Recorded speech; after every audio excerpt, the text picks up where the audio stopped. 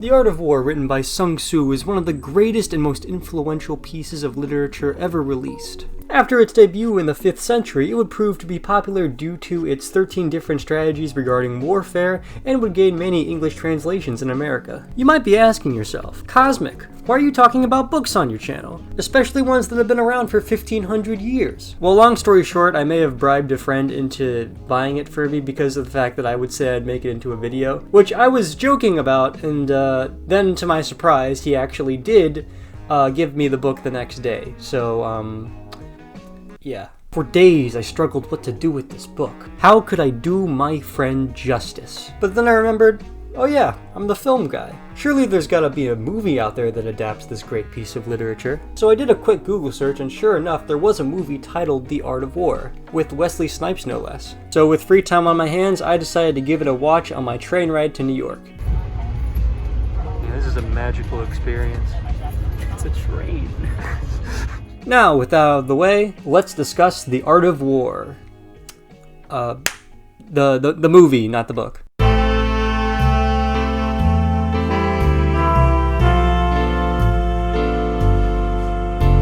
The Art of War was released in 2000 and directed by Christian Duguay. Because I had never heard of this film and only looked it up to see if there were any movies named The Art of War, I was going into this completely blind. I was thinking I was going to be in for a cheesy fun time with bad dialogue and a generic but enjoyable plot. And I ended up coming out with nothing.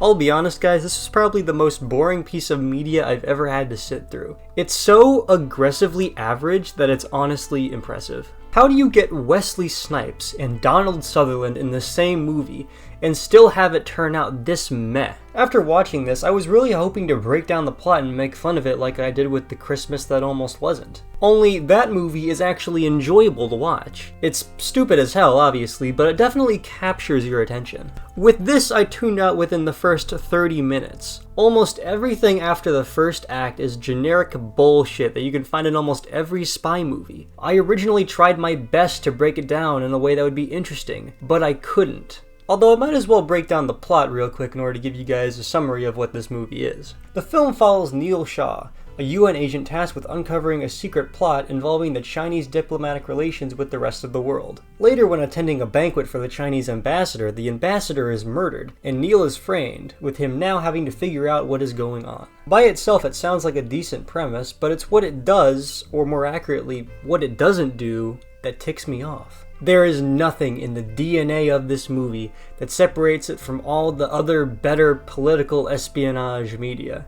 No aspect of it stands out. Its action is dull, its dialogue is bland, its story is generic, and its pacing is probably some of the worst I have seen from a movie in a while. And while I wouldn't call this movie a disaster, its crime is simply not giving me anything to latch onto. That being said, it's not as though this movie is the worst thing I've ever seen. Not by a long shot at least. First off, the opening is actually pretty good. The way the camera moves out of the title card and then to explore the party, and then to show our protagonist and antagonist is really well done and definitely grasps the viewer's attention. Then we get some pretty slick fight sequences followed up with Wesley Snipes parachuting down to the ground and landing on an inflatable dragon. Hey, that's pretty good. It's all fun, simple espionage shenanigans, and while it is generic, the movie does have a fairly high energy to it in the opening that makes it enjoyable. Along with this, the movie can occasionally have some pretty decent cinematography, with some shots being framed and executed fairly well. Finally, all the actors are doing a decent job, with Wesley Snipes being a standout in the beginning due to his present charisma. And that's about it.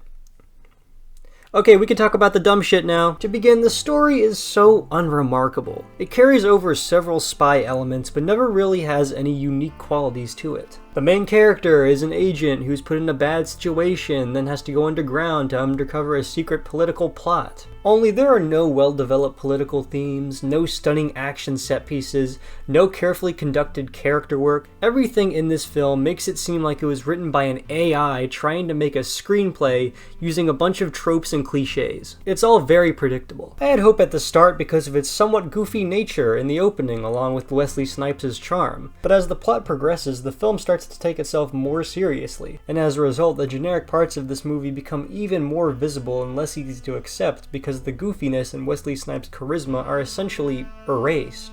The fight scenes are also surprisingly boring. There is some good action, particularly at the beginning, which is kind of strong, and there are some okay bits of action, but generally nothing impressive. There is a fight at the end that literally looks like the Neo vs. Agent Smith fight from the first Matrix movie. All the best fights in this movie have been done before or have been done now, and have all been done better. Now for the worst part of this movie, the dialogue. How does it feel to be a puppet without the strings?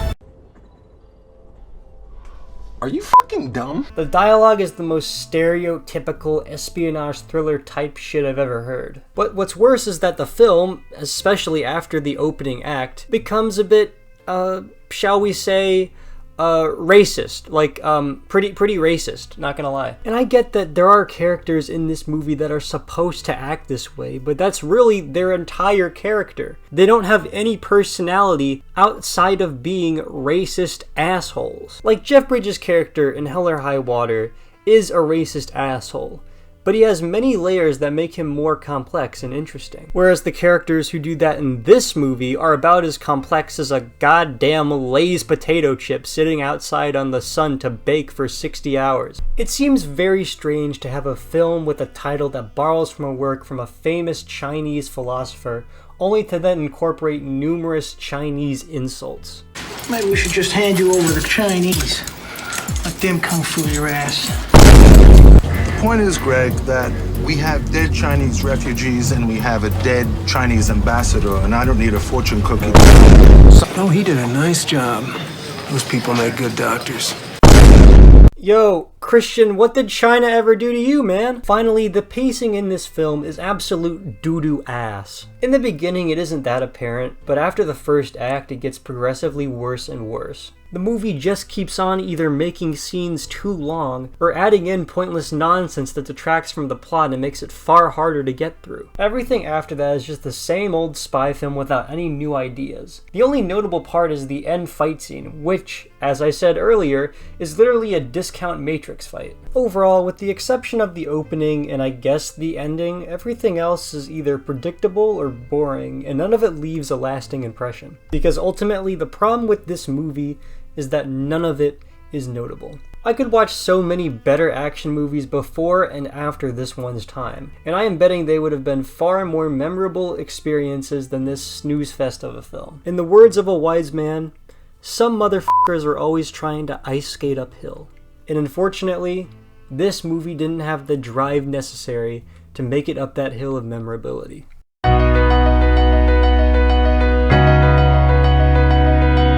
Overall, while I did enjoy reading the Art of War book, I must say that I was disappointed watching the Wesley Snipes film. It's definitely not the worst thing I watched, but I ain't going back to it anytime soon. I could have spent this time watching any of the films my Letterboxd or IMDb watch lists, but I didn't. And you know what? Although I was saddened by it, I remembered that I did this for a friend. A friend who bought me this book for the sole purpose that he thought I would make a video around it, not knowing whether or not I actually would. That right there is a test of true friendship, which is what I want you to take away from this video. Not the quality of an action movie that came out in the 2000s, but the joy of having friends that will stick their neck out for you. My man sacrificed like $7 of his dollars so that way this video can get made. That's a big deal and really goes to show you what kind of person he is. And if you have people like that in your life, then do yourself a favor and cherish them till the end. Whether that be a friend, family member, partner, whoever makes you happy. Even if you have a bad day or go to a dark place, just know that those around you will pick you back up. And when time comes, you'll do the same for them because of how much they have given you. Because that is the art of love. Oh yeah, and the Art of War gets a D. See you guys!